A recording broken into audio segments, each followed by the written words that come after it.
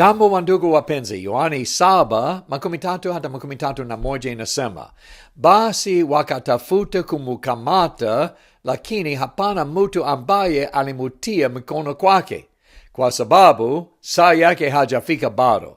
Lakini katikati ya makutano wingi walimwamini, wakasema, wakati Kristo atakapokuja atafanya alama zaidi kupita alizofanya mtu huyu. Sikia, manabii, mpango na uwezo wa Mungu zinaonekana wazi katika mashairi haya. Manabii walichora picha ya Kristo ambayo Yesu pekee angeweza kutimiza. Mpango wa Mungu ulikuwa kwa wakati wake. Kwa wakati ulipomalizwa, Yesu alikuja ulimwenguni, Wagalatia 4:4. Na kwa wakati wa kutimia alikufa, Waroma 5:6. Hakuna mtu aliyemwekea mikono.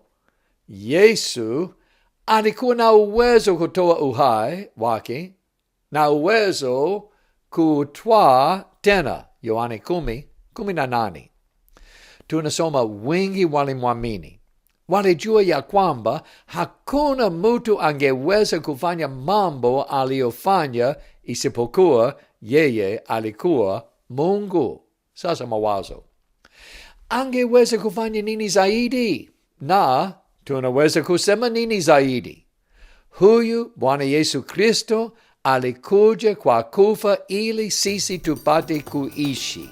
Je, umeamini Yesu? Unaweza sasa hivi. Amin.